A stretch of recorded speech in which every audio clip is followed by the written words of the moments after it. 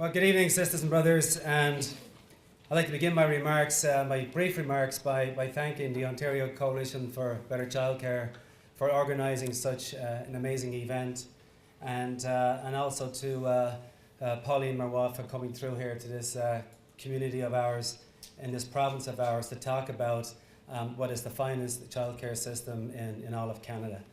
And we'll talk about Pauline a lot more later on. I just want to briefly make mention of the most important people in the healthcare system, besides the children, of course, are the workers who deliver that system. We represent thousands of workers across this province, and the work that they do day in and day out is nothing short of just simply magnificent.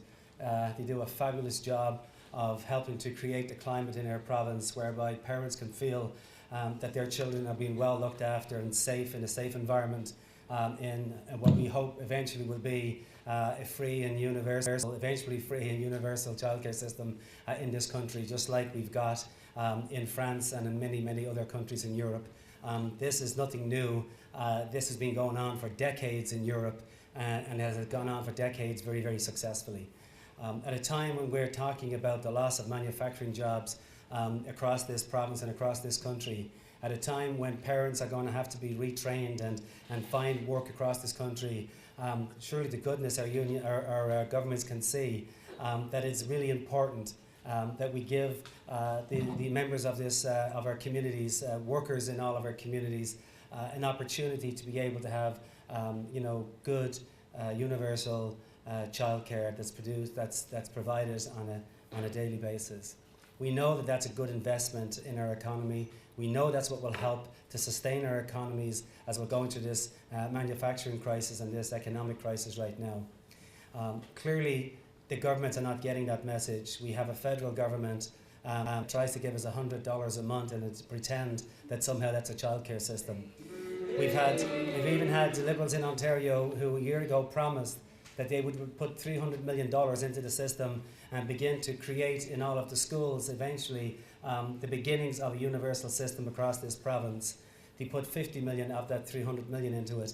And today I was at Queen's Park and they made an announcement that they're going to slow down all of that spending that they talked about in the last election. So in other words, the childcare program that we were hoping for, how many times have we heard this from Liberals, both at the federal level and at the provincial level? We get this close and we think we've got them where we want them, they're going to make the move, and then suddenly they pull the rug out from underneath their feet every single time, sisters and brothers, and it's happening again.